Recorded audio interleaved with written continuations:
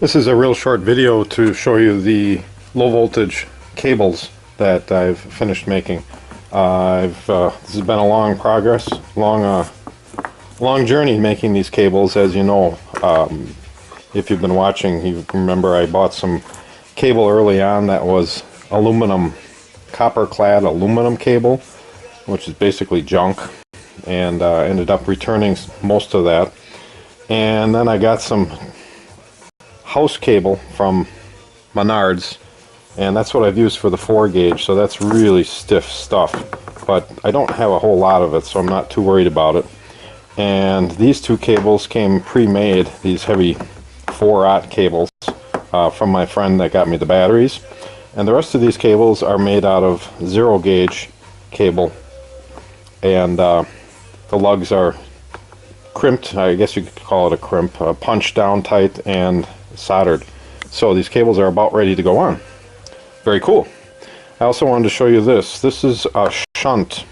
Basically it's a resistor, a very, very low value resistor, maybe in the fractional ohm range.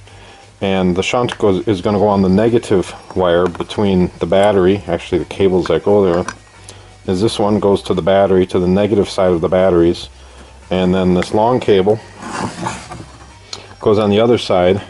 This is going to go through the floor of the box down underneath and get bolted to the chassis.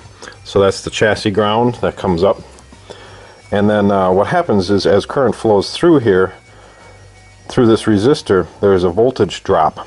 And there's these 2 screws are for a small gauge wire that goes to a meter that measures the voltage drop across this resistor.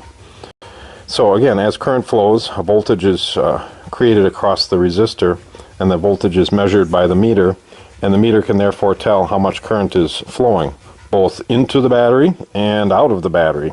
So there'll be a positive or a negative voltage across this, depending upon which way the current is flowing.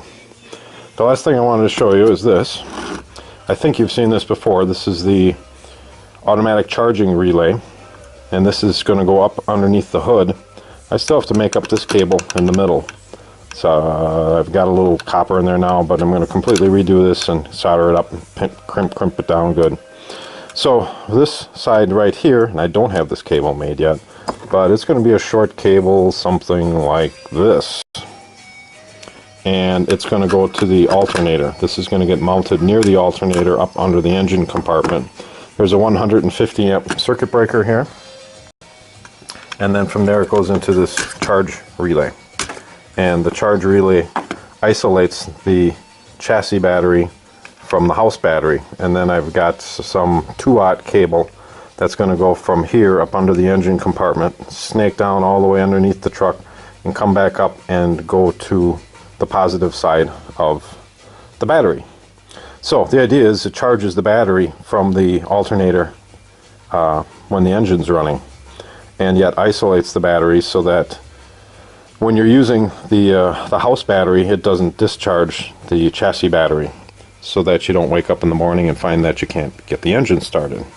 So I still got to solder this together, and there's a couple wires here that have to be hooked up. One is for an LED, and one is start isolation. So this goes to basically to the ignition switch, and I did tap in underneath the dash to the ignition switch, and this is live when the ignition switch is in the start position.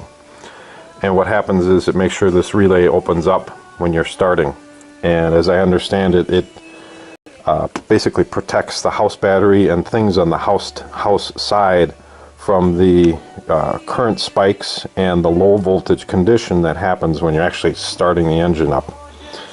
So I gotta hook these up yet. Like I said, I've got the wires all hooked up underneath the hood, and we're pretty much ready to plug in here.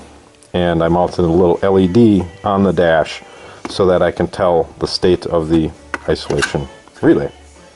So that's about it for now, and we'll catch you later.